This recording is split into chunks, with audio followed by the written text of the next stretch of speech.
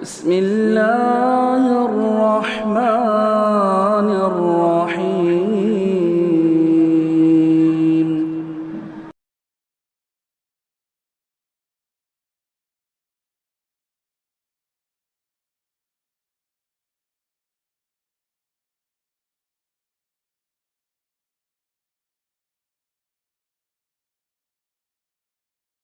अल्हम्दुलिल्लाहि रब्बिल आलमीन वस्सलातु वस्सलामु अला सय्यिदिल मुरसलीन व अला आलिहि व सहबिहि अजमईन व मन तबिअहुम बि इहसानिन इला यौमिद्दीन। अऊज़ु बिल्लाहि मिनश शैतानिर रजीम। बिस्मिल्लाहिर रहमानिर रहीम। अल्हम्दुलिल्लाहिल्लज़ी खलक़स समावाति वल अर्ज़ व जअलज़ ज़ुलुमाति वन नूर सुम्मल लज़ीना कफ़रू बिरब्बिहिम यअदिलून। मोहतरम हाज़रीन, बुजुर्गों, भाइयों, इस्लामी माओ और बहनों, आज के दर्स में हम लोग सूरतुल अनआम पर एक सरसरी नज़र डालने वाले हैं। अल्लाह रब्बुल आलमीन हमें इखलास देवे और इस दर्स को दुनिया और आखिरत के लिए मुफीद बनाए। सूरतुल अनआम ये मक्की सूरत है। अल्लाह के नबी जनाब मोहम्मद रसूलुल्लाह सल्लल्लाहु अलैहि वसल्लम के मक्की दौर में नाजिल हुई, जिसकी आयतों की तादाद 165 है। इसका नाम सूरतुल अनआम और एक दूसरा नाम सूरतुल हुज्जा। अनआम का माना चौपाए या मवेशी होता है और हुज्जा दलील को कहते हैं। अनआम इसलिए इसका नाम है कि एक तो इस सूरत में खाने पीने हलाल व हराम और जानवरों के ज़बीहा या वो जानवर जो हलाल हैं उनका तज़किरा है, और कुफ़ार मक्का, मुशरिकीन मक्का के उस माहौल में कुछ जानवरों को अपनी तरीके, अपने तौर पर हराम कर लिया गया था। बुतों के नाम पर छोड़ते या उनकी कोई ख़ास हैसियत मुकर्रर कर देते जो उनकी अपनी बनाई हुई शरीयत थी। इसका तज़किरा बहीरा, साहिबा वगैरह का तज़किरा सूरह माइदा में भी था, इसमें भी उसका तज़किरा किया गया है। तो एक मुनासबत वो है, और बतौर ख़ास अल अनआम और उसके अहकाम का तज़किरा करते हुए अहले इल्म ने यह बयान किया कि चूँकि अरबों की ज़िंदगी में उस माहौल को, उस दौर को और उनके इर्द गिर्द की चीज़ों को देखिए तो मालूम होता है कि चौपाए, मवेशी और जानवर उनकी बहुत बड़ी दौलत थी। उनकी ज़िंदगी के बहुत सारे मामलात का इन्हिसार इन्हीं मवेशियों और जानवरों पर था। शिकार करना उनकी एक ज़रूरत थी, उनकी मईशत का बड़ा इन्हिसार था, और शिकार के बाद जो जानवर हासिल होते उसमें उसके गोश्त को, चमड़े को, उससे हासिल होने वाली चीज़ों को वो अपनी ज़िंदगी के मामलात में इस्तेमाल करते, तिजारत में इस्तेमाल करते।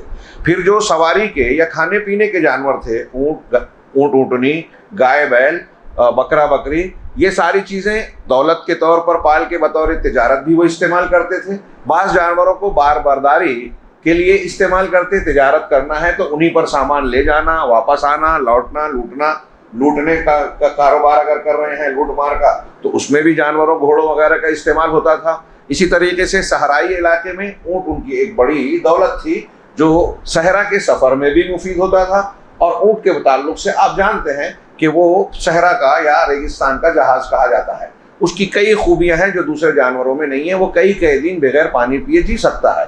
तो सवारी के भी काम आता था, बार बर्दारी के काम आता था, तिजारत के काम आता था, सामान ढोने के लिए मुख्तलिफ उमूर में उनका इस्तेमाल होता था। और फिर इसके साथ साथ उनके जहन और दिमाग में ये था कि दीन मजहब के एतबार से जानवर जो खाने पीने और तिजारत की हैसियत से हम इस्तेमाल करते हैं उसका ताल्लुक दीन से नहीं है। लिहाजा ये भी एक इस्लाह का पहलू था कि इन चीज़ों को भी अल्लाह रब्बुल आलमीन की तरफ से ये बताया जाए कि हलाल हराम और शरई अहकाम की पाबंदी से गुजरना होगा। तो ये मुनासबत बयान की कि इस सूरह के नाम क्यों रखा गया। अल हुज्जा इसलिए रखा गया इस सूरत का नाम कि इस सूरत में अल्लाह तबारक व तआला की वहदानियत यानी तौहीद पर भरपूर दलाइल और बराहीन मौजूद हैं, बहुत ही ज़बरदस्त अंदाज में। इसी तरीके से मुशरिकीन और मुनकिरीन जो अल्लाह के साथ शिर्क कर रहे हैं या जो अल्लाह की रुबूबियत या उसके कायनात के खालिक व मालिक का इनकार कर रहे हैं, उनके खिलाफ ज़बरदस्त रद्द है उनका। इस एतबार से इसका नाम अल हुज्जा भी कहा जाता है। और यहीं से इस बात को भी जहन में रखें कि इस सूरत का, सूरतुल अनआम का मरकज़ी उन्वान, महवरी उन्वान जिस पर पूरी सूरत के मज़ामीन गर्दिश करते हैं, वो है अल्लाह की तौहीद और अल्लाह के साथ शिर्क न करना, अक़ीदे में भी, आमाल में भी। जो तहलील व तहरीम और इबादत से ताल्लुक़ रखता है, उन सारे उमूर में सिर्फ़ और सिर्फ अल्लाह रब्बुल आलमीन को लायक इबादत और ताज़ीम व बंदगी के लायक समझा जाए, ये इस सूरत का मरकज़ी उन्वान है। वैसे तो अल्लामा इब्न क़य्यिम रहमहुल्लाह इसकी आखिरी कुछ आयतों की तशरीह करते हुए दक्तुर रबी ने अल्लामा इब्न क़य्यिम का कौल नकल किया कि वैसे तो कुरान पूरा का पूरा अगर आप गौर करें तो उसका मदार तौहीद ही है। हाँ, अगर आप देखेंगे तो उन्होंने वजाहत की, हम जब कहते हैं कि कुल हुवल्लाहु अहद, ये एक तिहाई कुरान के बराबर है, हम नहीं कहते हदीस है। हाँ, सूरतुल इखलास कुल हुवल्लाहु अहद तादिलु सुलुसल कुरान, ये एक तिहाई कुरान के बराबर है। तो उसकी तशरीह उलमा ने की कि कुरान के मज़ामीन को मजमूई तौर पर 3 हिस्सों में बांटा जा सकता है, जिसमें से एक हिस्सा अल्लाह रब्बुल आलमीन की मारिफत, उसकी तौहीद, उसके अस्मा व सिफ़ात, उस पर हुज्जत कायम करना और उसकी जिद का रद्द करना, इस पर मुश्तमिल है। लिहाजा सूरह इखलास में कुल हुवल्लाहु अहद में अल्लाह की ज़ात व सिफ़ात और उसकी मारिफत के मज़ामीन को इंतहाई कम अल्फाज में जामे अंदाज में समेटा गया है। इस एतबार से कुरान के एक तिहाई मजमून का खुलासा उसमें सिमटा हुआ है, इसलिए उसको सुलूस कुरान कहा गया। अल्लामा इब्न क़य्यिम और फिर दूसरे जो हैं वो आखिरत, मुनकरीन और मोमिनीन के हालात, माजी के हालात, मुस्तकबिल में क्या होना है, जन्नत जहन्नम आखिरत में, उसका तज़किरा है। एक हिस्सा कुरान में अहकाम व मसाइल हैं, इसका हिस्सा है। अल्लामा इब्न क़य्यिम कहते हैं कि गौर से देखें तो अल्लाह की तौहीद के बयानात हैं, इस बात है, ये तौहीद इल्मी खबरी है, और बाद में उसकी ज़िद का, बहुत सी आयतों में उसकी ज़िद का रद्द है। हाँ, यानी शिर्क का और तौहीद की मुखालफत का रद्द है। कुछ तौहीद, कुछ चीज़ें जो अहकाम व मसाइल जिसको हम कह रहे हैं, वो तौहीद को मानने के तकाजे हैं, और उसको मानना, उस पर अमल करना तौहीद की तकमील है। और जो उसको नहीं मानता, उसकी मुखालफत करता है, उसका क्या अंजाम माजी में हुआ और उसका क्या अंजाम मुस्तकबिल में होने वाला है, इसको बयान किया गया है। यानी अगर जन्नत जहन्नम का जिक्र है, जन्नतियों और जहन्नमियों का तज़किरा है, आखिरत में उनके अंजाम का तज़किरा है, माजी में जैसे कि आज आपने सुना कई कौमों का जिक्र है, कौम नूह, कौम सालेह, कौम हूद जिनको, और कौम शुएब जिनको अल्लाह ने अजाब में मुब्तला किया, दुनिया में भी अजाब दिया, नेस्त नाबूद किया, और आखिरत में भी उनके लिए अजाब है। तो ये तौहीद के ना मानने के नताइज। इस एतबार से अल्लामा इब्न क़य्यिम कहते हैं कि पूरा का पूरा कुरान तौहीद से जुड़ा हुआ है। अल्हम्दुलिल्लाह रब्बिल आलमीन तौहीदुन अर्रहमानिर रहीम तौहीदुन मालिकी यौमिद्दीन तौहीदुन इय्याका नअबुदु व इय्याका नस्तईन इला आखिरिही तौहीद। पूरा का पूरा कुरान तौहीद के गिर्द गर्दिश करता है। और ये सूरतुल अनआम के मज़ामीन भी अपनी सूरत के एतबार से मजमूई तौर से इसी के गिर्द गर्दिश करते हैं। इसके शुरू में भी आप देखें, अल्लाह ने फरमाया अल्हम्दुलिल्लाहिल्लज़ी खलक़स समावाति वल अर्ज़, तमाम तारीफ़ उस अल्लाह के लिए है जिसने आसमानों और ज़मीन को वजूद दिया, पैदा किया। व जअलज़्ज़ुलुमाति वन्नूर, और तारीकियों को, अंधेरों को भी बनाया, उजाले को भी बनाया। हाँ, वसुम्मल्लज़ीना कफ़रू बिरब्बिहिम यअदिलून, तमाम आसमान और ज़मीन को बनाया, अंधेरे उजाले को बनाया। तफसीर में जाएँ तो बारीकियाँ, बहुत लंबी चौड़ी गुफ्तगू होगी, आप तफसीली तफासिर का ज़रूर मुताला करें, कुरान में बड़ी गहराइयाँ हैं। तो अल्लाह रब्बुल आलमीन ने कहा कि ये चीज़ें वाज़ेह है, अंधेरा उजाला अल्लाह ने बनाया, दोनों के अपने फ़ायदे हैं और दोनों से इंसान के मकासिद और बहुत सारी दुनियावी ज़िंदगी के मतालिब जुड़े हुए हैं। ये जानते हुए कि ये कुरान, ये अल्लाह निज़ाम अल्लाह का बनाया हुआ है, फिर भी ये काफिर लोग अल्लाह के बराबर दूसरों को करते हैं। तमाम तारीफ जबकि अल्लाह के लिए है, जब तारीफ उसके लिए है तो खूबियाँ उसके अंदर हैं, खूबियाँ उसके अंदर है तो इबादत के लायक सिर्फ वही है, फिर भी ये शिर्क कर रहे हैं। तो यहाँ शुरुआत में ये कहा, आखिर में भी आप देखें इन्ना सलाती व नुसुकी व महयाया व मम्माती लिल्लाहि रब्बिल आलमीन, और उसके बाद आखिर की आयतों तक तौहीद के मज़ामीन आपको सिमटे हुए मिलेंगे। अल्लाह तबारक व तआला ने इस सूरह मुबारका में इंसानों के गुरोह में से 3 तरह के लोगों को खिताब किया है। पहले वो लोग जो मुल्हिदीन हैं और मादा परस्त हैं और अल्लाह के वजूद का इनकार करने वाले हैं, एक खिताब उनसे है। दूसरा बुत परस्तों से, उब्बादुल असनाम, जो बुतों की परस्तिश करते हैं, उनसे अल्लाह तबारक व तआला ने खिताब किया। तीसरा खिताब अल्लाह पर ईमान रखने वाले उन लोगों से जो एतिकादन तो अल्लाह को मानते हैं, अकीदे में अल्लाह को मानते हैं, लेकिन इस मानने को अपने ज़िंदगी में, अपने सुलूक व बर्ताव में, मामलात में नाफिज नहीं करते। अल्लाह रब्बुल आलमीन पर ईमान के असरात उनकी ज़िंदगी और ज़िंदगी के मामलात में नज़र नहीं आता। ये सब के सब इस बात की ताकीद है कि तौहीद अकीदे और उस अकीदे को अपनी ज़िंदगी में अमली शक्ल देने का नाम है, तब आपकी तौहीद मुकम्मल होगी। और अगर इसमें नक्स है तो आप ख़तरे में हैं। ये सूरह मुबारका उलूहियत, वही, रिसालत और बास व जज़ा इन मज़ामीन के गिर्द गर्दिश करती है, दीगर बाकी मक्की सूरतों की तरह। बाकी मक्की सूरतों में आप देखेंगे कि सबसे ज़्यादा ज़ोर अकीदे पर है, और उनमें भी अकीदे तौहीद पर। कुफ़ार मक्का अकीदे को नहीं मानते थे। अकीदे में 3 चीज़ें, एक अल्लाह तबारक व तआला की वहदानियत, ये अस्लुल उसूल और बुनियाद है।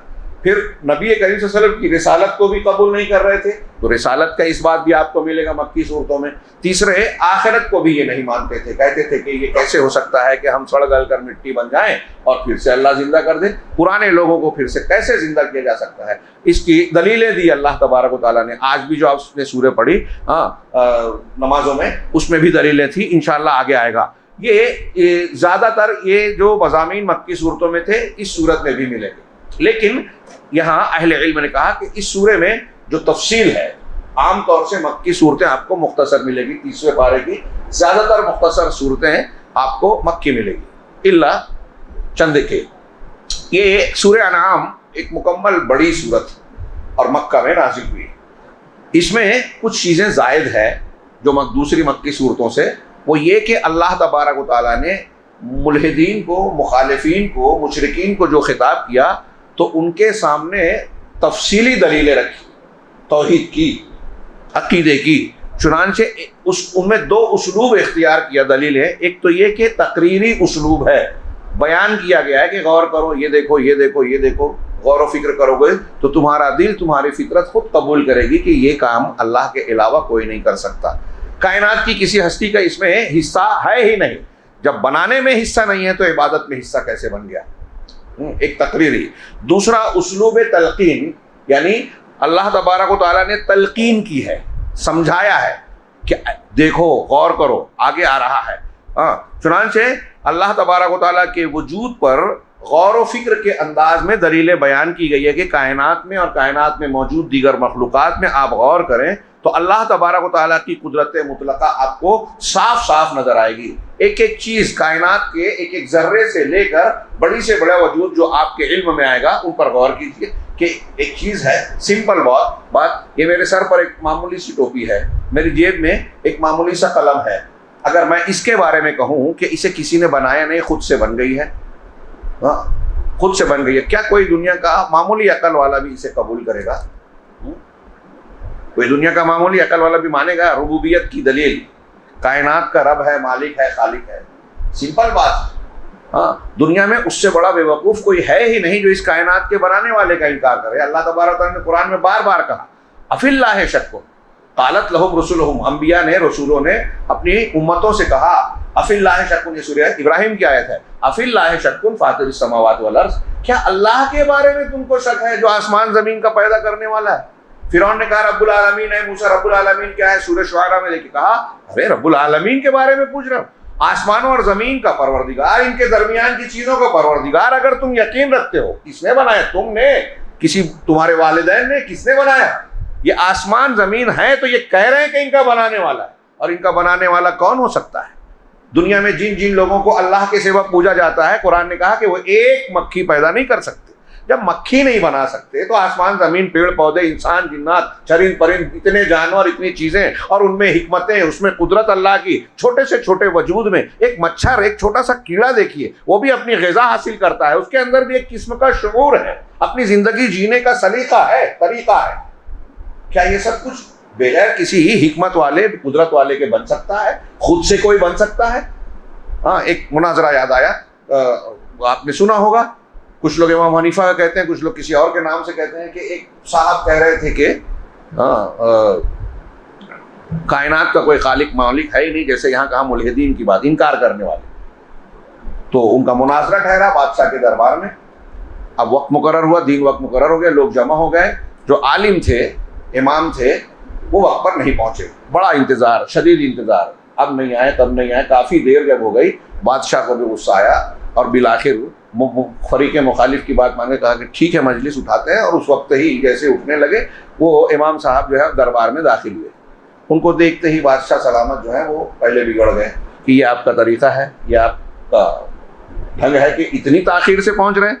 उन्होंने थोड़ा गुस्सा दिखाया तो बादशाह ने कहा कि देखिए गुस्सा मत होइए, मैं माजूर था, मेरी कोई गलती नहीं है, मैं तो घर से अपने वक्त पर निकला, वक्त पर पहुंच सकता था, लेकिन रास्ते में एक दरिया हायल हुआ। तो फिर कहा बादशाह ने क्या हुआ?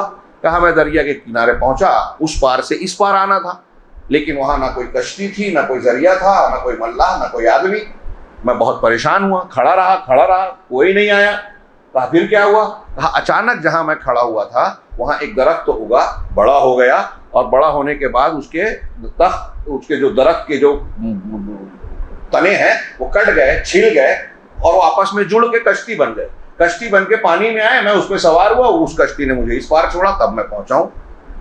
तो वो जो मुनाजिर थे अक्ल की बुनियाद पर रब का इनकार करने वाले, कहा हंसने लगे कि किस बेवकूफ को मेरे सामने बिठा रहे हैं आप, इसको इतनी अकल नहीं है, ऐसी बात कह रहा है जो कोई मान ही नहीं सकता।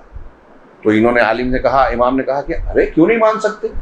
हाँ ऐसा हो सकता है, हो ही नहीं सकता। कहा क्यों नहीं हो सकता? मैं जहां खड़ा था वहां हुआ, मेरे साथ हुआ है।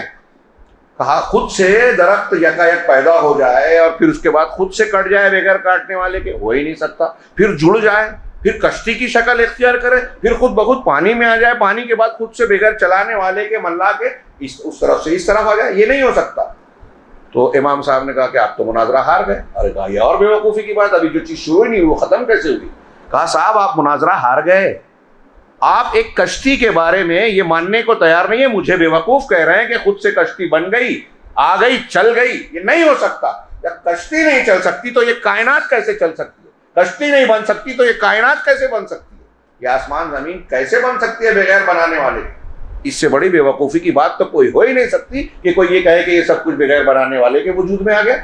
अल्लाह रब्बुल आलमीन ने ऐसे भरपूर दलाइल इस सूरह मुबारका में बयान फरमाए हैं। तो शेख ने कहा, ये मेरे सामने जो किताब है, कि इसमें जो लफ्ज़ का इस्तेमाल किया गया हुआ का इस उसलूब में, यानी तकरीरी उसलूब में, जो बयानिया उसलूब है सूरतुल अनआम का, उसमें हुआ का, ताकि पढ़ने वाला या सुनने वाला अल्लाह की अज़मतों कुदरत की, अल्लाह की कुदरत को और उसकी अजमत को अच्छी तरीके से जाने। अल्लाह ही वो ज़ात है, हुवल्लज़ी बार बार कहा गया है। हाँ, ये जुमला हुआ, इसमें आपको 28 मरतबा मिलेगा। इसकी 2-3 मिसालें दी। जैसे मिसाल के तौर पे अल्लाह ने फरमाया हुवल्लज़ी खलक़कुम मिन तीन, शुरू में ही कहा कि वही है जिसने तुमको मिट्टी से बनाया। सुम्मा क़ज़ा अजलन, फिर एक मुक़र्रर वक्त तय कर दिया। यालमु व अजलुम मुसम्मा इंदहु, और मुक़र्रर वक्त उसके पास है। अजल पहले वाला और बाद वाला, इनसे क्या मतलब है? जिंदगी की मुद्दत, मरने के बाद दोबारा उठाए जाने की मुद्दत, आखरत की मुद्दत। ऐसी 2-3 तफसीर की गई है कि अल्लाह रब्बुल आलमीन ने एक मुकर्रर वक्त के लिए कायनात को, हमको, आपको पैदा किया, और फिर एक मुकर्रर वक्त के बाद फिर जिंदा करेगा। हाँ, सुम्मा अंतुम तमतरून, और फिर भी तुम शक शुबा करते हो। ये एक आयत हुई, आयत नंबर 2। आयत नंबर 3 में वहुवल्लाहु फिस समावाति व फिल अर्द, वो अल्लाह ही है, वही अल्लाह है आसमानों में और वही ज़मीन में। वहुवा आसमानों में भी अल्लाह है, ज़मीन में भी, यानी आसमानों में भी लायक इबादत उसी को माना जाता है और ज़मीन में भी लायक इबादत वही है। अगर से यहाँ कुछ इनराफ किया जा रहा है, वहाँ फरिश्ते और सारी चीज़ें उसी के सामने झुकती हैं। याअलमु सिर्रकुम व जहरकुम, वो तुम्हारे छुपे चीज़ों को, पोशीदा बातों को भी जानता है और तुम्हारी खुली बातों को भी जानता है। जाहिर बातिन कुछ छुपा हुआ नहीं है, और कायनात में कोई हस्ती, कोई बाबा, कोई पीर, कोई नबी, कोई ऐसा नहीं है जो आपके खुले छुपे को जान सके। तो फिर आपकी ज़रूरतों को कैसे समझेगा, पूरा कैसे करेगा? कोई जानता ही नहीं है। नबी करीम सल्लल्लाहु अलैहि वसल्लम के बारे में हमारे यहाँ लोग पता नहीं क्यों इतनी साफ साफ दलीलें होने के बावजूद ये बदअकीदगी रखते हैं कि आप गैब जानते हैं। अल्लाह तबारक व तआला ने कई मकामात पर आपसे खिताब करके कहा कि आपके दरमियान ऐसे ऐसे लोग हैं, मुनाफिकीन हैं, आप उन्हें नहीं जानते, हम जानते हैं। ये जुमला है कुरान में, ला तअलमुहुम, आप उन्हें नहीं जानते, हम उन्हें जानते हैं। अल्लाह ने बताया ये मुनाफिकीन है, अल्लाह ने बताया फलां ने आप पर जादू किया, अल्लाह ने आपकी बहुत सारी चीज़ों की जो आपको खबर नहीं थी, कहा वअल्लमका मा लम तकुन तअलम, आपको वो चीज़ें बताई, सिखाई जो आप नहीं जानते थे। आप दुआ मांग रहे हैं कि परवरदिगार मेरे इल्म में इजाफा कर दे, आप खुद इल्म मांग रहे हैं, इसका मतलब जो नहीं है वो मांग रहे हैं ना। अगर होता तो मांगते क्या? सवाल ही नहीं पैदा होता। तो अल्लाह तबारक व तआला ने जो अल्लाह ताला खुले छुपे को जानता है। ये खुद एक एक जुमला कुरान का तौहीद की ज़बरदस्त दलीलें हैं, आप सिर्फ गौर कीजिए। हाँ, अल्लाह ने फरमाया वयअलमु मा तक्सिबून, और जो तुम कमाते हो करते हो अल्लाह उसे भी जानता है। इसी तरह अल्लाह का इरशाद है इसी सूरत में आयत नंबर 13 में, वलहू मा सकना फिल लैल वन नहार, और सब कुछ उस अल्लाह का ही है, अल्लाह ही की मिल्कियत है, इख्तियार में है वो सब कुछ जो रात और दिन में रहते बसते हैं। सारी चीजें जो दिन में और रात में रहती हैं बसती हैं, सारी कायनात की चीज आ गई, सब अल्लाह ही के इख्तियार में है। इसी तरह अल्लाह ने कहा कुल अगैर अल्लाह अत्तखिज़ु वलिय्यन फातिरिस समावात वल अर्ज़, क्या आप कहिए कि क्या मैं अल्लाह के अलावा किसी और को अपना वली निगरान बना लूं, निगहबान बना लूं, मालिक कारसाज बनाऊं, जबकि वो आसमानों और जमीन का पैदा करने वाला है। वह युतइमु वला युतअम, एक एक जुमला, आसमान जमीन का पैदा करने वाला फातिर, और वो खिलाता है, खिलाया नहीं जाता, भूख उसको लगती नहीं, हाजत उसको है ही नहीं।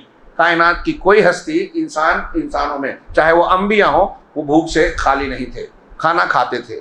हज़रत ईसा और हज़रत मरियम के बारे में मैंने इससे पहले जिक्र किया, अल्लाह ने कहा काना या कुलानी ताम, वो दोनों खाना खाते थे। खाना खाते थे यानी भूख लगती थी, भूख लगती थी यानी मतलब मोहताज थे, तो रब नहीं हो सकते।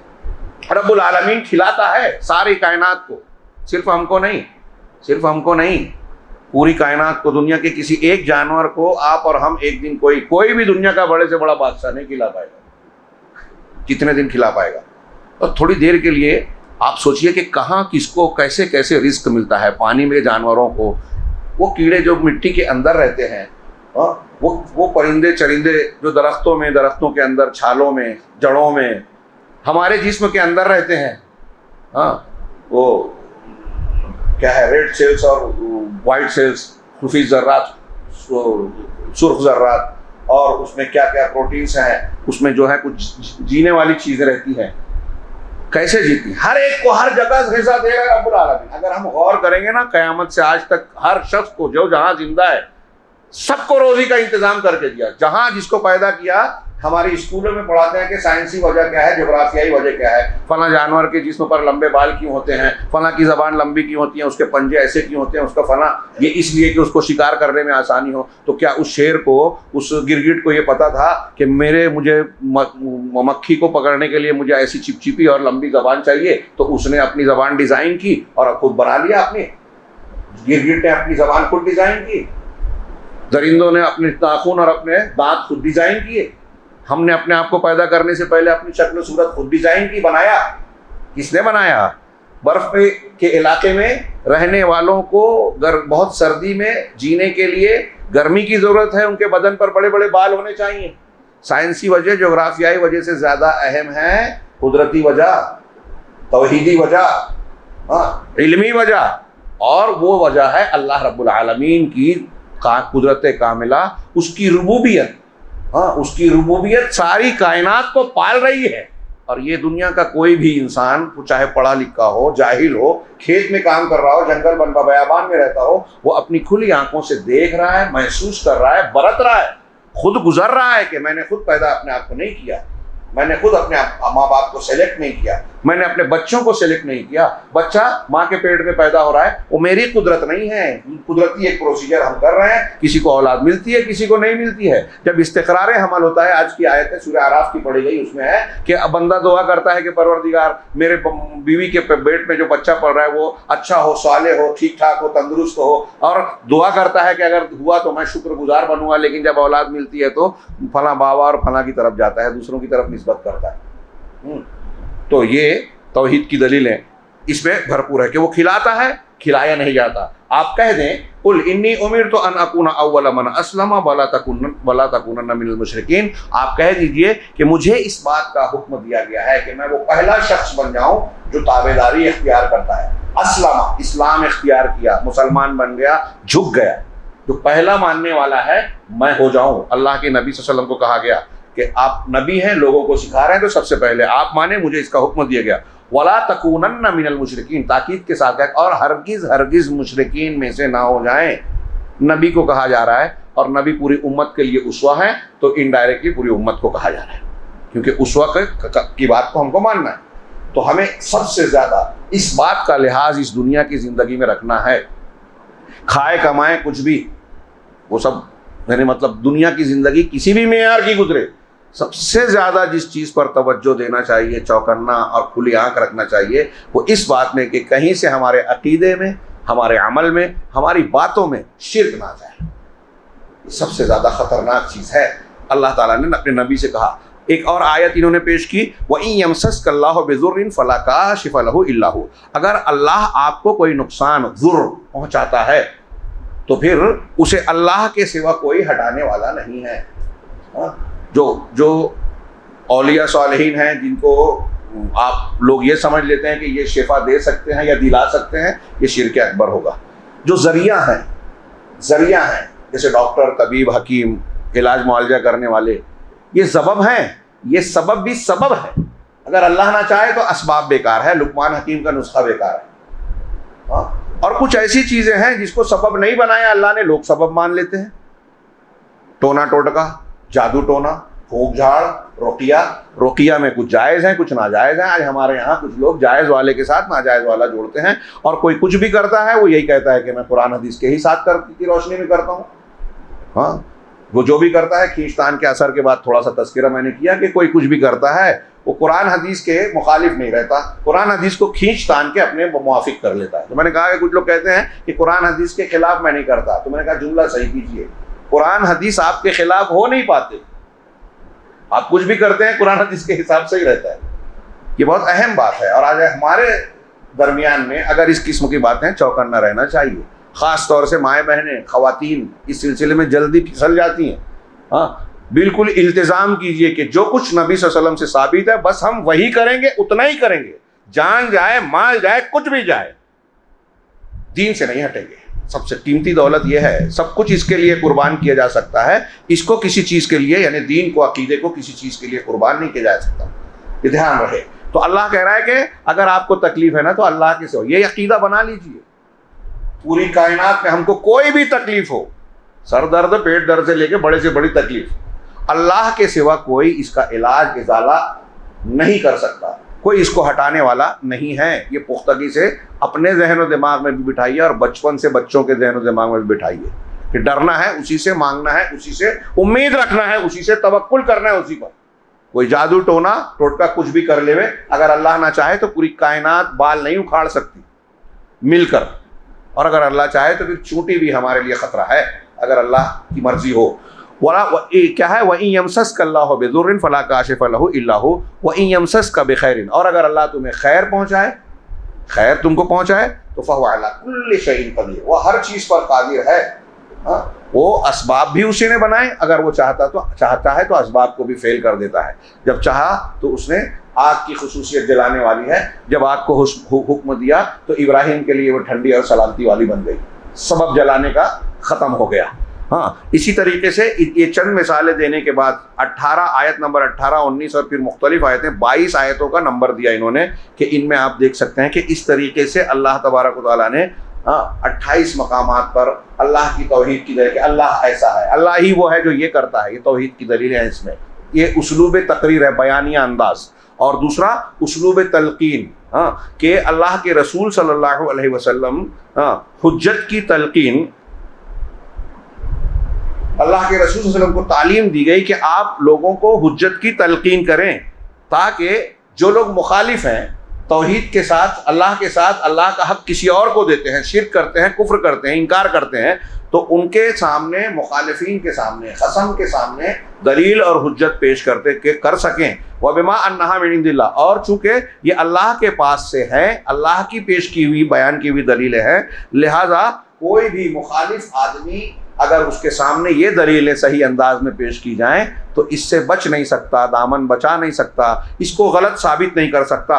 इस उसलूब के साथ जब आप देखेंगे कि अल्लाह ताला ने सूरह अनआम में जो उसलूब तलकीन इख्तियार किया, तो इसमें अल्लाह के रसूल सल्लल्लाहु अलैहि वसल्लम को खिताब करके कहा, कुल कहिए, आप कहिए, हाँ, आप ये कह दीजिए, मतलब लोगों को बताइए, ऐलान कीजिए, तलकीन कीजिए, तालीम दीजिए। अल्लाह के रसूल को तालीम दी गई और उसके ज़रिए उम्मत को कि ये चीज़ें सीखें, और मुशरिकीन कुफ़ार के सामने आप दलील पेश करना चाहें तो ये अल्लाह ने बताया है आपको कि ये दलीलें पेश कीजिए। कुल कदा, यहाँ मुझे याद आ रहा है कर्नल मुअम्मर कज़्ज़ाफ़ी ने किसी जगह लिखा था, बयान किया था अपनी ज़िंदगी में कि कुरान में जहाँ जहाँ कुल है हटा देना चाहिए। ऐसे काबिल लोग काहे गाहे बगाहे पैदा होते रहते हैं। अभी कल गामेदी का तस्करा आया था। हाँ, क्यों कहा? अल्लाह के रसूल से अल्लाह ने कहा था कुल, अब उसकी ज़रूरत नहीं है। ये जाहिल लोग बताएंगे किसकी ज़रूरत है किसकी नहीं। अल्लाह के रसूल को अल्लाह ने जहाँ जहाँ कुल कहा है ना, वहाँ कुल में कई दलीलें हैं। सबसे पहले ये कि अल्लाह के रसूल से कुल कहा जा रहा है, आप कहिए, इसका मतलब ये अल्लाह के रसूल की बात तो नहीं है, कलाम उनका नहीं है। अगर आपका होता तो आप अपने आप को थोड़ी बोलते कुल। इसका मतलब ये कि ये किसी और का कलाम है। दूसरा, इसमें जो यहाँ पता चल रहा है कि इसके ज़रिए से अल्लाह इशारा दे रहा है कि यह आपको और आपकी उम्मत के लिए तलकीन है। चुनांचे और भी इसमें और भी मानी निकाले जा सकते हैं। इन्होंने चंद आयतों को मिसाल दी, कुल सीरू फिल अर्द सुम्मा अंजुरू कैफ़ कान आक़िबतुल मुकज़्ज़िबीन। आप उनसे कहिए कि ज़मीन में चल फिर कर देखें, सफ़र करके देखें कि झुटलाने वालों का अंजाम कैसा हुआ। इसमें गुफ्तगू करें। अल्लाह रब्बुल आलमीन ने जो कौमों के तबाही बर्बादी और उनके अजाब के वाक़यात नकल किए, उसमें बहुत इबरत का सामान है। उनको क्या उन्होंने किया तो नतीजा क्या रखा, ये कानून कुदरत है। एक साइंटिस्ट, एक डॉक्टर, एक फला और फला दुनिया में एक तजुर्बा करता है, 4 मरतबा 6 मरतबा लोगों को जांचता है, किसी दवा का नतीजा देखता है, तो फिर लोगों के सामने रिजल्ट पेश करता है कि ऐसा करने से ये नतीजा बरामद आता है, होता है। अब अल्लाह का कलाम ये बताता है कि कायनात में, तारीख में जब भी कौमों ने गुनाह का रास्ता इख्तियार किया, शिर्क किया, पैगंबरों की बात नहीं मानी, तो उनके ऊपर तबाही आई। क्या ये तजुर्बा हमारे लिए मुफीद नहीं है कि जो लोग मुशरिक रहे, जिन्होंने तौहीद की दावत को कबूल नहीं किया, दलाइल को देखने जानने के बाद भी हक को कबूल नहीं किया, इस्तिकबार किया, अकड़ किया, पैगंबरों को झुटलाया। बार बार ये हो रहा है कि किसी को डुबा दिया गया, किसी पर पत्थरों की बारिश की गई, किसी पर तूफान मुसल्लत हुआ, किसी पर चीख और कड़क आई, किसी की बस्ती को उठाकर पलट दिया गया, और किसी को आग बरसाई गई, पत्थर बरसाए गए। तो क्या ये इत्तेफाक है? यूं ही हो गया, बगैर करने वाले के हो रहा है? और अगर हुआ है तो किस वजह से हुआ है? यही कुरान हमें बता रहा है कि आप जमीन में चल फिर कर देखिए कि झुटलाने वालों का क्या अंजाम हुआ। एक आयत ये बयान की कि कुल लिमन मा फिस समावाति वल अर्ज़, आप कहिए आसमान जमीन में जो कुछ है किसका है? किसका है? लोग पैदा हो रहे हैं, मर जा रहे हैं, मालिक बने लेकिन मर गए, अब उनके हिस्से उनके वारिसीन में तकसीम हो रहा है। तो मालिक कौन है असली? किसने बनाया? जिसने बनाया असल में तो उसका है ना।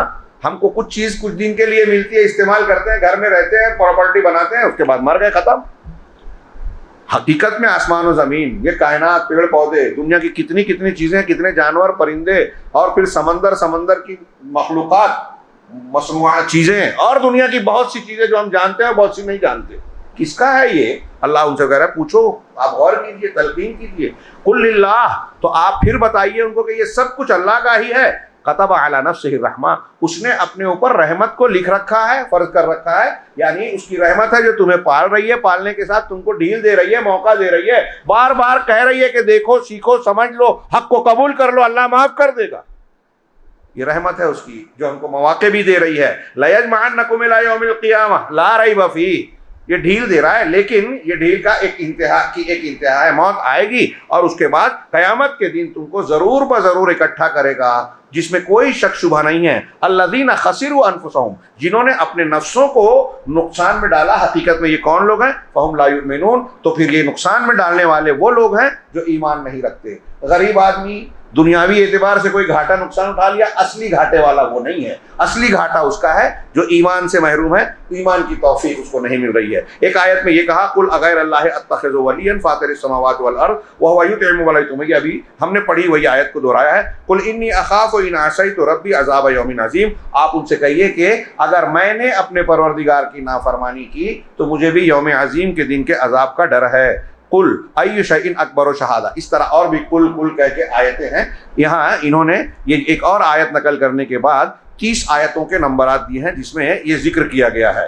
इस सूरह मुबारका में, तौहीद के इस सिलसिले में आप देखेंगे कि अल्लाह तबारक व तआला ने इस सूरह मुबारका में मुशरिकीन से मुबाहसा और हुज्जत व मुनाजरा करने की एक बड़ी उम्दा मिसाल पेश की, बयान की, और उनके खिलाफ किस तरह हुज्जत व बराहीन कायम किया जाए, इसकी मिसाल देते हुए अल्लाह तबारक व तआला ने अबुल अंबिया हज़रत इब्राहीम अलैहिस्सलातु वस्सलाम का वाक़या जो उनकी कौम के साथ हुआ था, आयत नंबर 74 से लेकर 83 तक मुलाहजा फरमाएं। अपने बाप से पहले खिताब किया, व इज़ क़ाला इब्राहीम ली अबीहि अतत्तखिज़ु अस्नामन आलिहा, जब इब्राहीम ने अपने बाप से कहा कि क्या आप बुतों को आलिहा बना रहे हैं, इन्नी अराका व कौमका फी ज़लालिम मुबीन, मैं आपको और आपकी कौम को खुली गुमराही में देख रहा हूँ। फिर आगे अल्लाह ने कहा वकज़ालिका इब्राहीम नुरी, क्या है, वकज़ालिका नुरी इब्राहीम मलकूतस समावाति वल अर्ज़, हमने इसी तरह इब्राहीम को आसमानों और ज़मीन की मलकूत दिखाई, उसका इल्म दिया, हक़ाइक़ बताए और फिर उनको शऊर हासिल हो। आप गौर कीजिए, सैयदना इब्राहीम अलैहिस्सलाम जिस माहौल में आँख खोलते हैं वहाँ हर तरफ शिर्क ही शिर्क था, लेकिन उन्होंने शिर्क नहीं किया। क्यों नहीं किया? अक्ल शऊर का इस्तेमाल किया और फिर अल्लाह रब्बुल आलमीन ने बाद में उनको दिखाया, बाद में नबूवत मिली। इससे ये भी पता चलता है कि अगर इंसान सिर्फ अपनी अक्ल का, शऊर का, फहम का सही इस्तेमाल करे तो शिर्क नहीं कर सकता। हाँ, हज़रत इब्राहीम अलैहिस्सलाम कौम के पूरा माहौल था। आजकल लोग बोलते हैं ना कि हम तो उसी माहौल में जी रहे हैं, तो गलत को गलत मान लिया। शऊर का इस्तेमाल, अल्लाह ने हमको सूझबूझ दी। बहुत सी चीज़ें हमको कुछ लोग बताते हैं, हम कबूल नहीं करते। नुकसान की कई चीज़ें लोग माहौल में इख्तियार किए हुए हैं, हम नहीं की है। तो यहाँ पता चला कि उन उमूर में हमने अपना शऊर इस्तेमाल किया, अकल इस्तेमाल की, और हर शख्स इस्तेमाल करता है कुछ ना कुछ दुनियावी उमूर में भी। तो हज़रत इब्राहीम अलैहिस्सलाम ने फिर उसके बाद जो कौम को समझाने के लिए जो तरीक़ा इख्तियार किया, हाँ, फलम्मा जन्न अलैहि लैलु रअा कौकबा, पूरी वो आयतें पढ़िया, बड़ा शानदार। रात की तारीकी छाई तो देखा सितारा निकल गया, काला हादा रब्बी। इससे पता चला कि कौम के लोग सितारे की भी पूजा करते थे, बूतों को भी पूछते थे। तो कुछ लोग कहते हैं कि सितारों की मुख्तलिफ खासियतें मान करके फ़लाँ सितारा ऐसा है और वो हमारा ये काम करता है, उसकी ये शक्ति ताकत है, उस बुनियाद पर उन्होंने उनके नामों के बुत बना लिए थे। जितने मुशरिक कौमें आज भी पाई जाती हैं, अगर आप खंगालेंगे, गौर करेंगे तो ये नज़र आएगा कि वहाँ कहीं ना कहीं सितारा परस्ती का किसी न किसी शक्ल में वजूद है।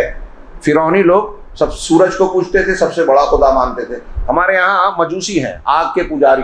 हाँ, मजूसी लोग आग पूजते हैं, आग को वो सबसे ज़्यादा अहम मानते हैं। और आग का यानी क्या कहते हैं, सबसे बड़ा मजहर दुनिया में खुली आंखों से जो नज़र आता है वो सूरज है। ये अब पता चला कि सूरज से भी 6-6 करोड़ गुना बड़े सितारे कहकशां में हमारी गैलेक्सी में मौजूद है, एंटार्स बेटलगेज, और फिर ऐसे कितने हैं नहीं मालूम।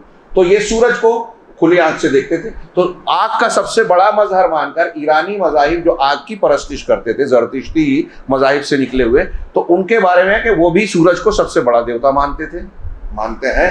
हिंदुस्तान में जो हमारे यहाँ मुशरिक कौम पाई जाती है, देखिए सूर्य नमस्कार वहाँ भी है, अग्नि देवी, और वो कहते हैं कि ज़रतिश्त के मज़हब से आग की परस्तिश यहाँ वैद व्यास लेकर आया था। हिंदू एक फलसफी था जिसने वैदों की तशरीह की या लिखा कुछ हिंदू किताबें, तो उसने वहाँ गया था ईरान, कहते हैं शेख दुक्तूर ज़ियाउर रहमान आज़मी ने नकल किया, ज़रतिश्त को समझाने गया था और खुद ही समझ कर आ गया। और पहले हिंदू धर्म में आग की पूजा नहीं होती थी, कहते हैं वैद व्यास ईरान से लौटा तो उसने परस्तिश शुरू की।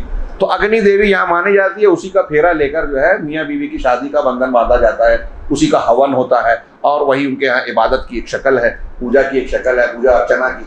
तो बहरहाल वहाँ भी है कि आग को पूजते हैं और फिर सूरज को मानते हैं, सितारों को मानते हैं। कहते हैं कि ये शनिचर, इतवार, शनि, मंगलवार, ये निज़ाम शमसी के जो सितारे हैं, सैयारे हैं, उनका नाम है। यानी अतारुद, जोरा, ज़मीन, मरीख मंगल को कहते हैं, शनि शायद जुहल को कहते हैं। तो उनके नामों पर दिन के नाम रखे गए और उस एतबार से कहते हैं कि उनके असरात दुनिया में होते हैं। जनवरी, फरवरी, मार्च, अप्रैल यूनानियों के यहाँ से, यूनानी अल्फाज है, यूनानियों के यहाँ भी सितारा परस्तिश होती थी और देवी देवता बनाए गए, तो उनके एतबार से ये इख्तियार किया गया। तो कहते हैं कि हज़रत इब्राहीम की कौम जो थी वो भी सितारा परस्त थी। तो पहले हज़रत इब्राहीम ने कहा कि सितारे को रातछाई का ये मेरा रब है। जब डूब गया तो कहा इन्नी ला उहिब्बुल आफिलीन, मैं डूबने वालों को पसंद नहीं करता। गौर कीजिए, अंदाज देखिए, हज़रत इब्राहीम ने उसको रब नहीं माना। एक और पॉइंट दिमाग में रखिए कि कोई सवाल ये करने वाला काबिल आदमी खड़ा हो और कह करे हज़रत इब्राहीम ने तो सितारे को रब कहा तो मुशरिक हो गए। वो सितारे को रब मानकर नहीं कह रहे थे, समझाने और रद्द करने के लिए। जैसे एक मुखालिफ है, कहते ठीक है आप ये कहते हैं ना, थोड़ी देर के लिए मैं मानता हूँ। अब ये सवाल उठता है, तो ये बतौर मुनाजरे के था, बतौर नाजिर और गौर व फिक्र के नहीं था हज़रत इब्राहीम का ये कौल, रद्द करने के लिए था। ध्यान रखें, इसलिए कि कुरान मजीद में बार बार कई जगह कुरान ने कहा वमा काना मिनल मुशरिकीन, लम यको मिनल मुशरिकीन, इब्राहिम मुशरिकीन में से नहीं थे, कभी नहीं थे, शिर्क नहीं किया उन्होंने। तो कहा ये सितारा मेरा परवरदिगार, डूब गया मैं डूबने वालों को पसंद नहीं, रद्द कर दिया। चांद निकला, कहा ये मेरा रब, वो भी डूब गया, कहा अगर मेरे रब ने मुझे रहनुमाई नहीं दी, बताया रास्ता नहीं बताया तो मैं तो गुमराह हो जाऊंगा। मैं उन अल्फाज का तर्जुमा कर रहा हूँ, आयत इसलिए नहीं पढ़ रहा हूँ कि गलती ना हो जाए। और फिर जब सूरज निकला, फलम मरा अशम्स बाज़िग़तन, जब सूरज को उभरता देखा, तुलू होता हुआ, रोशन होता हुआ, कहा हाज़ा रब्बी हाज़ा अकबर, ये मेरा परवरदिगार, ये सबसे बड़ा है। लेकिन जब ये भी डूब गया तो कौम से कहा इन्नी बरीउम मिम्मा तुश्रिकून, तुम जिसकी पूजा कर रहे हो, शिर्क कर रहे हो ना, मैं उससे बरी हूँ। इन्नी वजहतु वजही लिल्लज़ी फ़तरा अस्समावाति वल अर्ज़, मैं तो उस ज़ात की तरफ अपना रुख करता हूँ जिसने आसमानों और ज़मीन को पैदा किया। गौर कीजिए हज़रत इब्राहिम की बात में कितनी भरपूर दलील है। क्या कहना चाह रहे हैं? ये आसमान, ये सितारा, चांद, सूरज, ये सब आए निकले डूब गए, क्या मतलब है इसका? इनको किसी और ने बनाया है, इनको कोई और चला रहा है, इसीलिए तो निकले डूब गए। जब डूब गए तो मैं इनको कैसे पुकारूं? ये मेरा ख्याल कैसे रखेंगे? मतलब ये खुद मखलूक है, ये किसी के ताबे हैं, ये किसी के ज़ेरे असर और ज़ेरे इख्तियार हैं। तो मैं उसको पूज रहा हूँ जिसने आसमान ज़मीन को बनाया। उसमें आसमान ज़मीन में सूरज चांद सितारे भी आ गए, तो इनके खालिक को पूज रहा हूँ, इनको नहीं पूज रहा। आगे फिर वो हज़रत इब्राहिम का मक़ूला, और फिर इसी में है कि दोनों फरीक में अमन के लायक कौन है? हज़रत इब्राहिम ने बड़ा चुभते अंदाज इख्तियार किया कि तुम कह रहे हो कि मैं बुतों से न डरूं, मैं उनसे डरूं जिनको तुमने अल्लाह के सिवा माबूद बना रखा है, जबकि उनकी कोई ताकत है ही नहीं, और तुम अल्लाह से नहीं डरते कि अल्लाह के साथ शिर्क कर रहे हो। दोनों अमन और बचने का हकदार दोनों फरीक में कौन है? तो फिर आगे आयत में नतीजा बताया, जवाब दिया, अल्लज़ीना आमनू वलम यल्बिसू ईमानहुम बिज़ुल्मिन उलाइका लहुमुल अम्न, वो लोग जो ईमान लाए, जो तौहीद पर हैं और अपने तौहीद और अपने ईमान के साथ जुल्म को, अल्लाह के रसूल ने कहा जुल्म से मुराद यहाँ शिर्क है, ईमान के साथ जुल्म को, गुनाह को नहीं मिलाया, उनके लिए अमन है और वही हिदायत याफ्ता है। तो अमन चाहिए दुनिया में, अमन चाहिए आखिरत में। बचना है अल्लाह की पकड़ और अजाब से, तो ईमान के साथ जुल्म की, शिर्क की, गुनाह की आमेजिश नहीं होनी चाहिए। फिर उसके बाद इस सूरत में हज़रत इब्राहीम के इस वाक़े को बयान किया। इसी तरीके से इस सूरत में आयत फ़ासला जो अल्लाह तबारक व तआला की आयात पर दलालत करती हैं इन कायनात में, लेकिन लोगों के दिल जो है उससे अंधे बने हुए हैं। आप अगर गौर करें तो कुरान की आयत फ़ासला 104, क़द जाअकुम, सूरह अनाम की आयत है, क़द जाअकुम बसाइरु मिन रब्बिकुम फमन अबसरा फलिनफ्सिही, तुम्हारे परवरदिगार की जानिब से बिल्कुल खुली दलीलें आ गई हैं। बसाइर यानी दलाइल, हक बीनी के ज़राए, सच्चाई को खोल देने वाली दलीलें। तो अल्लाह ने इस सूरह मुबारका में ये बयान किया, दलाइल बयान करने के, तौहीद की दलीलें, कायनात में बिखरी हुई ये निशानियाँ, ये खुली खुली बयान कर रही हैं सच्चाई को, तौहीद को। अब ये दलीलें आ गई हैं, हाँ, अब जो शख्स इनको देखेगा, मानेगा, तो उसका अपना फ़ायदा होगा, और जो शख्स वमन आमिया फ़अलैहा, और जो अंधा बनेगा तो फिर उसका वबाल भी उसी पर होगा। हाँ, वमा अलैकुम बिहफ़ीज़, हाँ, वो क्या है, और आप जो है उन पर निगरान नहीं है, दारोगा नहीं है कि ज़बरदस्ती किसी को मनवाएं। दलाइल पेश कर दिया, आपको अकल शऊर है, मानना नहीं मानना आपका काम है, दोनों का नतीजा आपको भुगतना होगा। इसी तरीके से इस सूरत के अवाखिर में अल्लाह के रसूल सल्लल्लाहु अल्लाह तबारक व तआला की जानिब से 10 वसीयतें आई हैं। मैंने जिसकी तरफ इशारा किया था, हाँ, कि अल्लाह तबारक व तआला ने 10 वसीयतें बयान की है, जिनको कुरान की मुहकम आयात मुहकमात कहा जाता है। इसमें एक आम मनहज है, जिसने इस शख्स को, उस मनहज को, उसमें दी गई तालीमात को इख्तियार किया, तो उसमें अकीदा, मनहज, अमल, अखलाक 10 आयतों में, 10 अहकामात में सब मौजूद हैं। और मेरे सामने ये जो दूसरी किताब मैंने दुक्तूर रबी की रखी है, उन्होंने अपनी मजलिस में, इस दिन की मजलिस में, सूरह अनाम की इन्हीं आयतों को, जिसमें ये 10 अहकामात हैं, उसका तज़किरा पूरा किया है। ये बड़ी शानदार है। अब हमारे पास इतना वक्त नहीं है कि हम उसकी तफसील में जाएं, मैं सिर्फ आयतों को जिक्र कर रहा हूँ। हज़रत अब्दुल्लाह इब्न मसूद, इसकी अहमियत का अंदाज़ा आप इससे लगाइए कि हज़रत अब्दुल्लाह इब्न मसूद रज़ियल्लाहु तआला अन्हु कहते थे कि जो शख्स ये चाहता है कि मोहम्मदुर रसूलुल्लाह, पैगम्बर इस्लाम, हमारे नबी जनाब मोहम्मदुर रसूलुल्लाह सल्लल्लाहु अलैहि वसल्लम की उस वसीयत को पढ़े जाने जिस पर आप इस दुनिया से गए, इंतकाल हुआ, आपकी इस दुनिया से जाने से पहले की वसीयत को अगर आप पढ़ना चाहते हैं तो इन 10 आयतों को पढ़ ले। हज़रत अब्दुल्लाह इब्न मसूद कहते थे, वो आयतें क्या है? कुल तआला, अत्लु मा हर्रम अलैकुम रब्बुकुम, आप उनसे कहिए कि आओ ऐ मुशरिकीन, आओ मैं तुम पर तिलावत करूं उन चीज़ों को जिसको हकीकत में तुम्हारे रब ने तुम पर हराम किया है। इससे पहले के जो अहकामात हैं, जानवरों में फला जानवर हलाल है, फला हमारे बुतों के लिए है, हाँ अल्लाह ताला ने उसके अहकामात बताए कि अनआम में, चौपाया में तुम्हारे लिए क्या क्या निशानियां हैं, और उसको अल्लाह रब्बुल आलमीन ने उसके ताल्लुक से क्या क्या अहकामात दिए, जिन पर अल्लाह का नाम ना लिया जाए, अल्लाह के नाम के बगैर जिनको ज़बह कर दिया जाए वो खाना जायज़ नहीं है। और ये मुशरिकीन कहते हैं कि जो कुछ हम अल्लाह के साथ उसके लिए ज़बह करते हैं वो अल्लाह को, और क्या नाम है, बुतों को, जो बुतों के साथ कहते हैं तो बुतों के नाम के साथ ज़बह करते हैं, वो अल्लाह को भी पहुँचता है और हमारे बुतों को भी पहुँचता है। और इस तरह की कई बातें, मैं ज़रा सा थोड़ी सी गलती कर रहा हूँ शायद, आप आयतों में देखिए कि बुतों के नाम पर ज़बह करने वाले जानवरों से मुतालिक उनके अपने कुछ ख्यालात हैं जिनका जिक्र करके अल्लाह ने उसको रद्द किया। हाँ, और उसके बाद इन अहकामात को, कई हलाल और हराम से मुतालिक अहकामात को बयान करके अल्लाह ने कहा कि आप उनसे कहिए, आओ अल्लाह ने तुम्हारे रब ने क्या हराम किया है। अल्लाह को वो भी मानते थे, तो क्या हराम किया है वो मैं तुम्हें बताऊं। तो पहले सबसे अल्लाह तुश्रिकू बिही शैआ, सबसे पहली बात कि अल्लाह के साथ किसी को शरीक नहीं ठहराना। शेख रबी ने इस पर थोड़ी सी बहस की कि ये दीन की असलुल उसूल है, ये कुरान का मग़ज़ है, कुरान का महवरी और मदारी मज़मून है, तमाम अंबिया की दावत का आगाज़ है। इसी के लिए इंसानों और जीनों को पैदा किया है कि शिर्क न करके तौहीद को इख्तियार करें, और इसी की बुनियाद पर जन्नत और जहन्नम में जाने का फैसला बुनियादी तौर से होगा। लिहाजा सबसे अहम बात यहाँ भी देखिए कि 10 वसीयतें हैं इन आयतों में, सबसे पहली बात ये कही जा रही है कि शिर्क नहीं करना। इससे पता चला कि सारी बातों में से सबसे अहम बात यही है, तौहीद, और यही दावत देना चाहिए, अपनी दावत का आगाज करना चाहिए, सबसे ज्यादा इसी पर जोर देना चाहिए। हमारे असर बाद के आज के दर्स में जो कल होना बाकी है उसमें यही बताया गया कि अहलुस सुन्ना वल जमा, अहले हक गुरोह का तरीका ये है कि वो तौहीद की दावत से अपनी दावत की शुरुआत करते हैं, उस पर फोकस करते हैं, उस पर पूरी तवज्जो देते हैं, इसलिए कि ये अंबिया की दावत का मरकज़ है, नबी अल्लाह की तालीम है, इसी के लिए पैदा किया, और इसके बगैर कोई इबादत, कोई अमल कबूल नहीं हो सकता अगर तौहीद नहीं है, शिर्क है। लिहाजा सबसे अहम यह है कि आप चाहते हैं दीन पर अमल करना तो पहले शिर्क से अपने आप को पाक कीजिए, वरना आप दीन पर कितनी भी मेहनत करेंगे सब बेकार। सारी उम्मत की जमातों को यह सबक पढ़ाने, सीखने, सिखाने की शदीद ज़रूरत है। बड़ी मेहनत कर रहे हैं लेकिन शिर्क नहीं जाता। मैंने बार बार कहा, अभी आज ये देखिए कि हमारे यहाँ दीन है, मसाजिद हैं, मस्जिदों के साथ ये पुख्ता कब्रों वाले कब्रस्तान हमारे सामने। हाँ, अल्लाह के नबी सल्लल्लाहु अलैहि वसल्लम आखिर वक्त में भी बार बार कह रहे हैं, आम हालात में कहा, इंतकाल से 5 दिन पहले कहा, आपको शदीद बुखार है, सही बुखारी मुस्लिम की, आप चादर आप अपने सर पे डाल रहे हैं, बाहर हटा रहे हैं, डाल रहे हैं, हटा रहे हैं, और उस हालत में कहा कि अल्लाह की लानत है यहूद व नसारा पर, उन्होंने अपने अंबिया की कब्रों को मस्जिद बना दिया। अंबिया की कब्रों को, अब बुजुर्गों की कहाँ ठहरी ऐसा काम? अंबिया की कब्रों को मस्जिद बनाकर अल्लाह की इबादत कर रहे हैं तो लानती हैं, खुद उनकी इबादत किए तो क्या, इतना बड़ा गुनाह। अल्लाह के रसूल ने हजरत अली रज़ी अल्लाह तआला अन्हु को भेजकर पुख्ता कब्रों को तोड़वा दिया था। हमारे यहाँ लोग दीन का काम कर रहे हैं, दीन पे चल रहे हैं, पुख्ता कब्रें बना रहे हैं।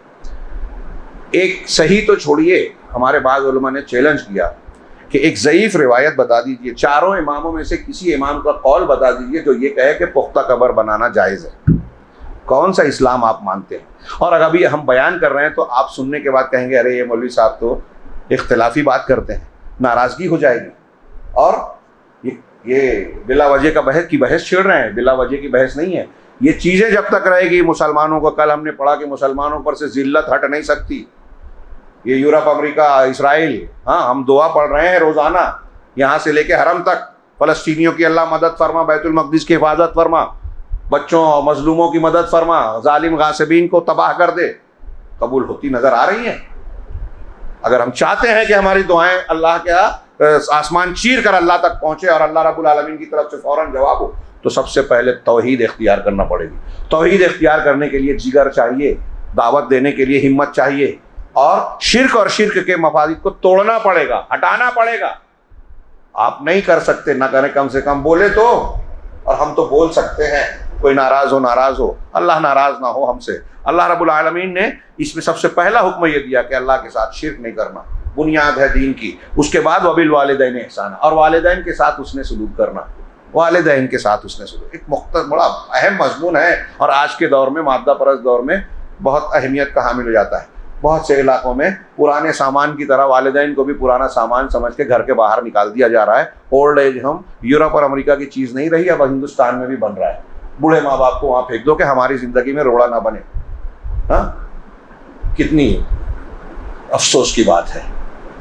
हाँ, स्वीडन के एक ओल्ड एज होम में मुसलमान गए, वालिदैन के हुकूक कुरान से पढ़ के सुनाए, तो एक बूढ़े आदमी ने रोते हुए खड़े होकर कहा कि तुम लोगों ने ये तालीम हम तक पहुंचाने में 40 साल ताखिर कर दी, लेट कर दिया। 40 साल पहले ये सुनाया होता, हम माने होते तो अपने बच्चों को सही तरबियत दी होती थी और यहाँ आज सिसक कर तन्हाई की ज़िंदगी गुजारने पर मजबूर नहीं होते। वालिदैन के साथ इसकी अहमियत का अंदाज़ा इससे लगे, कुरान में मुतअद्दिद मकामात पर अल्लाह ने अपना हक़ बयान किया, जहाँ तौहीद का हुक्म दिया, इबादत शिर्क न करने का, उसके फ़ौरन बाद वालिदैन का।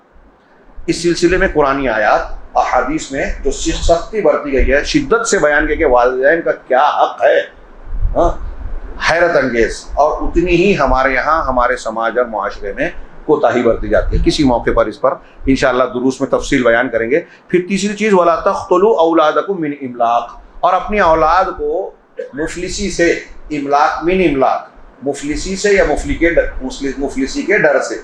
हाँ, या कुछ लोगों ने कहा अरबों में आर के डर से भी बेटी को मार दिया जाता था कि बड़ी होगी तो कौन संभालेगा, हमको लड़ना भिड़ना रहता है, कोई दुश्मन कब्जा कर लेगा, इसको लौंडी बना लेगा। आर की बात है, लड़कियों को जिंदा दफन कर दो, कत्ल कर दो।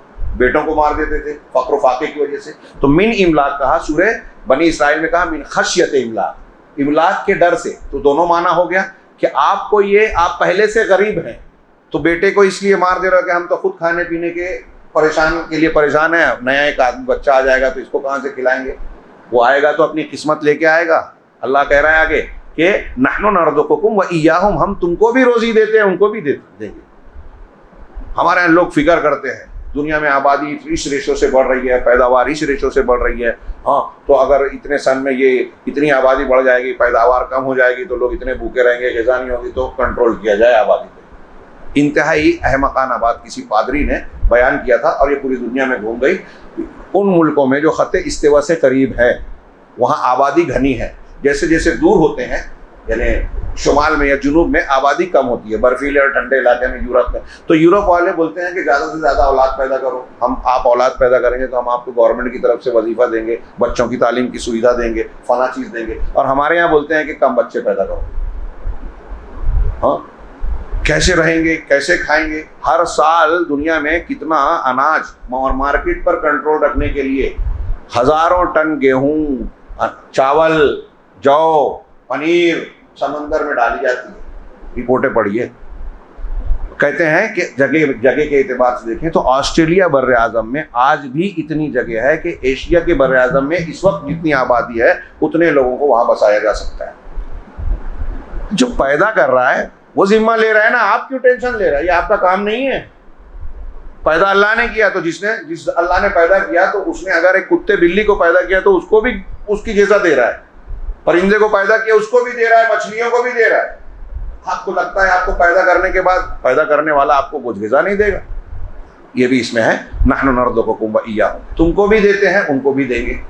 हाँ, तो मुफलिसी पहले से है तो भी कत्ल मत करो, या इस डर से कि अभी तो कुछ ठीक ठाक है, बच्चे ज़्यादा पैदा हो जाएंगे तो मुफलिस हो जाएंगे, इस डर से भी कत्ल ना करो बच्चों। देखा गया है कि जिसके जितने बच्चे ज़्यादा होते हैं वो उतना ताकतवर और बाद में दौलतमंद हो जाता है।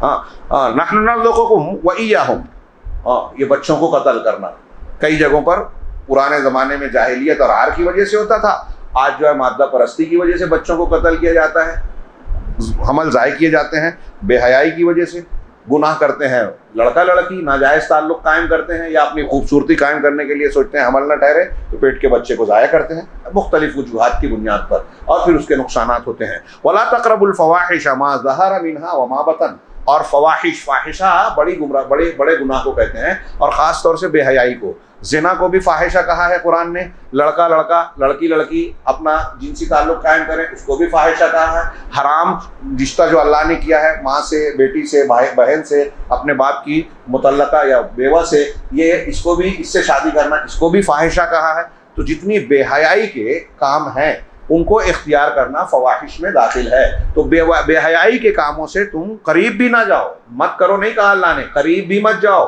जिना से करीब मत जाओ कहा, मतलब जिना करना ही सिर्फ नहीं है, हम गलत निगाह डालें और कोई कदम उठाएं, ऐसे इक़दामात करें जो हमको जिना तक पहुंचा दे। मोबाइल में ऐसी ऐसी फिल्में, ऐसी तस्वीरें देखें जिससे जिना के लिए हमको तहरीक मिले, वो काम भी नहीं करना, करीब भी नहीं जाओ। तो बेहयाई के कामों के करीब भी ना जाओ, जो खुले हैं और जो छुपे हैं। कोई खुल के करता है, कोई छुप छुपा के करता है। हाँ, अकेले में मोबाइल देखता है, चिट्ठियां लिखता है और न जाने क्या क्या इश्क मुआशके लड़ाता है। तो बेहयाई के करीब न जाओ, खुले हैं या छुपे। कुरान की इस तालीम को आज दुनिया अगर इख्तियार कर ले तो बहुत सारी बीमारियों का इलाज हो जाए, समाजी, मुआशराती, जिस्मानी, नफ्सियाती। एड्स, आतिशक, सोजाक, ये बढ़ना बंद हो जाएगा। मैं हवाई बात नहीं कह रहा हूँ, खुद रिपोर्टें कहती हैं मुहज़्ज़ब दुनिया की कि HIV के फैलने की कई वजूहात हैं। सबसे बड़ी वजह आज जो दुनिया में है वो नाजायज़ जिनसी ताल्लुक़ है। हाँ, और शादियाँ ना करना। बाप को पता ही नहीं है मेरा बेटा है, उसका बेटा उसके यहाँ नौकरी कर रहा है और उसका कुत्ते का खर्चा उसकी तनख्वाह से ज़्यादा है। सगे बाप का बेटा, बाद में पता चल रहा है कह रही है तो मेरा बाप निकला, माँ ने बताया कि वही तुम्हारा बाप। और ऐसी कई चीज़ें, बेटा, माँ और बेटे का जिनसी ताल्लुक़। एक खबर पड़ी थी बहुत पहले की, नकल करते भी बुरा लग रहा है। एक माँ ने अपने बेटे से कहा कि खुश हो जाओ, तुम एक ही वक्त में भाई भी बन गए, बाप भी बन गए। इन्ना लिल्लाह। ये है मुहज़्ज़ब दुनिया। और फिर उसमें क्या क्या बीमारियां हैं? सोजाक, आतिशक, नफ्सियाती बीमारियां, खुदकुशी की शरह वहाँ सबसे ज़्यादा है। दुनिया उनकी, हमको देख के लोगों को लगता है कि उनकी जन्नत है ये। हाँ, ग्लैमर की दुनिया नौजवानों को दिखा के रिझाया जाता है। अरे क्या पढ़े हो इस्लाम, तौहीद और इन सब तालीमात में, उसी में पढ़े हुए हो। ये देखो दुनिया कहाँ से कहाँ जा रही है, चमक दमक कितनी है, ग्लैमर की दुनिया है, मौसीकी है, हाँ, अय्याशी है और धूमधाम है। आप अगर गाने बजाने में आ जाओ तो झोपड़े से फ़ौरन आप महल में आ जाओगे, गाड़ियाँ मिल जाएगी, बंगला मिलेगा और बड़ी बड़ी पार्टियों में आपको शराब व शबाब, सारी लज्जतें हैं, इंजॉय की सारी चीज़ें मिलेगी। क्या इसमें पढ़े हुए हो? लेकिन उसमें जाने वाले लोग अपनी दुनिया को कुछ ही दिन में बताते हैं कि तारीख है, अंधियारियां हैं, कोई पूछने वाला नहीं है। वहाँ चढ़ते सूरज को लोग पूछते हैं। जब तक कशिश है तो रैंप पे चलाया जा रहा है नए नए कपड़े बना के फैशन शो में, जहाँ कुछ साल 2-4 साल गुजरे तो उन्हें फेंक दिया जाता है। अब उनमें कोई कशिश नहीं रही, अब उसकी कीमत नहीं लगती, अब कैमरों का चेहरा उस तरफ नहीं जाता। फिल्मों में, टीवी सीरियल्स में, रैंप पे, फैशन शो में, सारी जगह। ये मैं नहीं कह रहा हूँ, ये वो औरतें कह रही हैं जो वहाँ से निकल कर आई हैं, तौबा कर रही हैं कि हमने आज़ादी रिश्वा के नाम पर अपना नुकसान किया। मर्दों ने हमारा इस्तेहसाल किया, इस्तेमाल किया और जब कशिश नहीं रही तो हमें फेंक दिया। अगर हम शादी ब्याह करते तो शौहर इसकी इज्जत मिलती, बच्चे पैदा होते तो बच्चे हमारा एहतराम करते, हमारे बुढ़ापे में हमारा ख्याल रखते। ये सारी चीज़ें हमने खो दी आज़ादी रिश्वा के झूठे दावों के नाम पर। ये दुनिया रो रही है, किताबें आ रही हैं, लेकिन उसके बावजूद जो गुमराह लोग हैं, लज्जतों के पीछे भागने वाले, वो इस पर चल रहे हैं। ये कुरान की मुख्तसर तालीम सारी बुराइयों से बचाकर पाकीज़गी की और इज्जत की ज़िंदगी अता करती है। तो फवाहिश के करीब ना जाओ, जो खुला है, जो छुपा है। वला तक़्तुलुन नफ्सल्लती हर्रमल्लाहु इल्ला बिल हक़्क़, और उस जान को, किसी ऐसी जान को तुम कत्ल न करो जिसको अल्लाह ने हराम किया है मगर हक़ के साथ। किसी को कत्ल न करो, जान का तहफ़्फ़ुज़। देखिए इसमें बताया गया ज़ालिकुम वस्साकुम बिही लअल्लकुम ताक़िलून, इसकी अल्लाह ने तुमको ताकीदी हुक्म दिया है, वसीयत की है ताकि तुम अकल रखो, शऊर रखो। वला तक़रबू मालल यतीम इल्ला बिल्लती हिय अहसन, और माल, यतीम के माल के करीब ना जाओ मगर उसी तरीके से जो अहसन तरीका है। अब अहसन तरीका क्या है? जायज़ तरीके से। आप न यतीम के माल की निगरानी कर रहे हैं, आप गरीब हैं तो मुआवजा लीजिए जो चलन है उसके हिसाब से। उलमा ने लिखा कि अहसन ये है कि अगर आपकी दुनिया में जो आप माल, यतीम के माल का काम कर रहे हो, देखभाल कर रहे हो, कारोबार चला रहे हो, तो आपका काम की तरह दुनिया में कितनी पगार होती है? फ़र्ज़ कीजिए कि तनख्वाह होती है उसकी 15,000 और आपकी ज़रूरत है 12,000, तो एहसान ये है कि आप अपनी ज़रूरत के बराबर ले लीजिए, 15 मत लीजिए। अगर आपकी तनख्वाह, लोगों की तनख्वाह 12,000 होती है और आपकी ज़रूरत 15 है, तब आप 12 ही लीजिए। ये एहसान है, एहतियात है। तो यतीम, देखिए यतीम के माल को, औरतों के हक़ को सूरह निसा में और यहाँ भी बताया गया, अल्लाह ने कमज़ोरों के हक़ को महफूज किया है। और दुनिया की कामयाब सियासत वही होती है, जो मालदारों की सियासत होती है वो फेल हो जाती है। अल्लाह के नबी सल्लल्लाहु अलैहि वसल्लम कहा मुझे मिस्कीनों में ढूंढो। हाँ, अबू बकर सिद्दीक ने खलीफा बनते ही कहा कि तुम में जो कमज़ोर है वो मेरे नज़दीक ताकतवर है जब तक उसको उसका हक़ ना दिला दूँ, और तुम में से जो ताकतवर है वो मेरे नज़दीक कमज़ोर है जब तक उस पर आयद होने वाले हक़ को ले ना लो। यह है दुनिया की बेहतरीन सियासत जो आज के सियासतदान जानते नहीं है, सीखना चाहिए उन्हें अबू बकर उमर से जिन्होंने कुरान हदीस से सीखा था। तो देखिए कमज़ोरों को ताकत दी गई है, कमज़ोरों पर हर समाज और माशरे में जुल्म होता है। इस्लाम ने उन मजलूमों का ख्याल रखा, हुक्म दिया कि माल के करीब नहीं जाना, और जो जाता है यतीम का माल नाहक खाता है, सूरह निसा में आपने पढ़ा कि वो अपने पेट में आग भरता है, जहन्नम की आग भरता है। इन्नमा याकुलून फी बुतूनिहिम नारा। तो यतीम के माल के करीब ना जाओ, मगर उसी तरीके से जो बेहतर है, यहाँ तक कि वो अपने रुश्द को, अशुद्ध को, यानी पुख्ता उम्र को, यानी जवानी को पहुंच जाए। व औफुल कैला वल मीज़ान बिल क़िस्त, और नाप तौल को इंसाफ के साथ पूरा पूरा दो, नाप तौल में कमी ना करो। अब ये नाप तौल तराजू है या वो माप है, सिर्फ यही नहीं है, यानी जो हक को देना है हक से कम ना दो, जो लेना है हक से ज्यादा ना दो, दोनों चीजें आ गई मुतफ़्फ़िफ़ीन में। अब इसमें अगर कोई दूध में पानी मिला रहा है तो भी नाप तौल की कमी की मुखालफत कर रहा है, कोई सोने में पीतल मिला रहा है, हाँ, कोई आज खाने की चीज़ों में कुछ ऐसी चीज़ें केमिकल वगैरह मिला के उसको बड़ा कर रहा है, प्लास्टिक का चावल बना रहा है और ऐसी ना जाने क्या क्या चीज़ें बना रहा है, तो वो नाप तौल में कमी कर रहा है। आपको बोल के दे रहा है कि ये दूध है, खालिस है, लेकिन उसमें पानी मिला हुआ है, तो आपने हकीकी दूध कम कर दिया ना, पानी मिला दिया। तो ऐसी बहुत सी शक्लें हैं। बाज़ उलमा ने कहा कि एक सूद भी एक तरीके की नाप तौल में कमी है कि आप 1000 दे रहे हो, 1050 रुपया ले रहे हो, 1100 रुपया ले रहे हो, तो आपका जो हक बनता है आपने उससे ज्यादा लिया। नाप तौल की कमी में एक शक्ल ये भी बनती है। बोला ला नुकल्लिफु नफ्सन इल्ला वुसअहा, हाँ देखो हम किसी इंसान को उसकी ताकत से ज्यादा का मुकल्लफ नहीं बनाते। नाप तौल में कमी नहीं कर रहे हैं आप, लेकिन कहीं कुछ जाने अनजाने में कुछ गलती हो गई तो वो भूल चूक अल्लाह माफ करेगा, आपने जान कर नहीं किया है अगर तो। हाँ, व इज़ा कुल्तुम फ़अदिलू, और जब तुम कोई बात कहो तो इंसाफ की बात करो, वलो काना ज़ा कुर्बा, अगरचे वो रिश्तेदारी के खिलाफ ही क्यों ना हो, इंसाफ की बात कहो। तफसील का मौका नहीं है, इंसाफ की बेलाग तालीम पर मैं इससे पहले बोल चुका हूँ।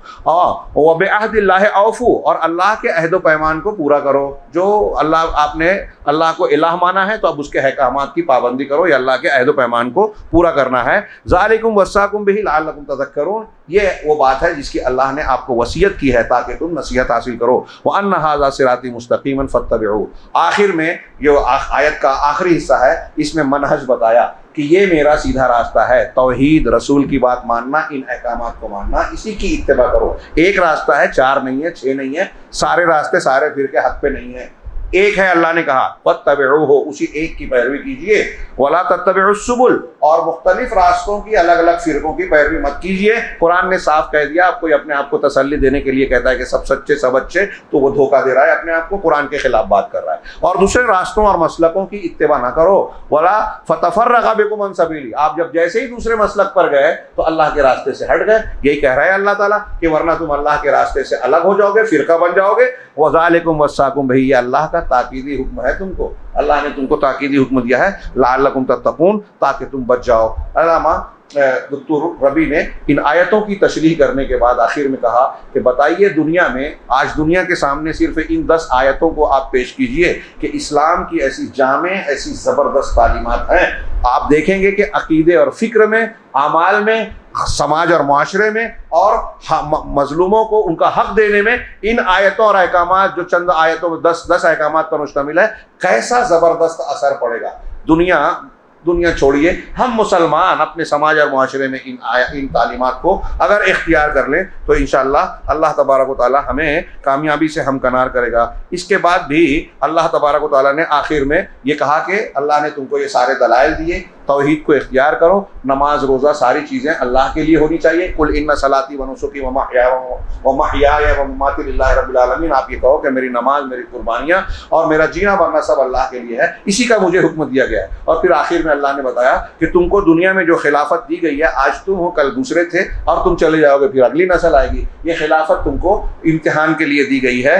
हाँ, अल्लाह रब्बुल आलमीन ने फरमाया वहुवा अल्लज़ी जअलकुम खलाइफ़ल अर्ज़ि व रफ़अ बाज़कुम फ़ौक़ बाज़, अल्लाह ही ने तुमको ज़मीन में एक दूसरे का जानाशीन बनाया और बाज़ को बाज़ के ऊपर बनाया। कोई गरीब है, कोई अमीर है, कि कोई असर वाला है, कोई कम असर वाला है, हाँ, दर्जात में अलग अलग है। क्यों किया ये सब कुछ? लियब्लुवकुम फ़ीमा आताकुम, ताकि तुमको जो कुछ भी दिया है, किसी को कम, किसी को ज़्यादा, किसी को क़ुव्वत, किसी को कमज़ोरी, ये किस लिए दिया? अगर कोई हुकूमत में है तो वो इतरा रहा है, कोई कमज़ोर है तो उस पर जुल्म कर रहा है, तो अल्लाह रब्बुल आलमीन कह रहा है कि जो कुछ तुम्हें दिया है उसमें ताकि तुमको आजमाए। यकीनन तुम्हारा रब तेजी से हिसाब लेने वाला भी है और सजा देने वाला है, सरीउल इक़ाब है, सख्त जल्दी से सजा देने वाला भी है। व इन्नहु लगफूरुर रहीम, और वो गफूरुर रहीम भी है, बहुत बख्शने वाला। इसके अलावा इस सूरत में और भी कुछ हिदायत और उसूल मालूम होते हैं। जैसे एक उसूल ये मालूम पड़ा कि कोई शख्स अगर एक नेकी करेगा तो उसको अल्लाह ताला 10 गुना देगा। रोज़े और रोज़े के अहकाम बयान करते हुए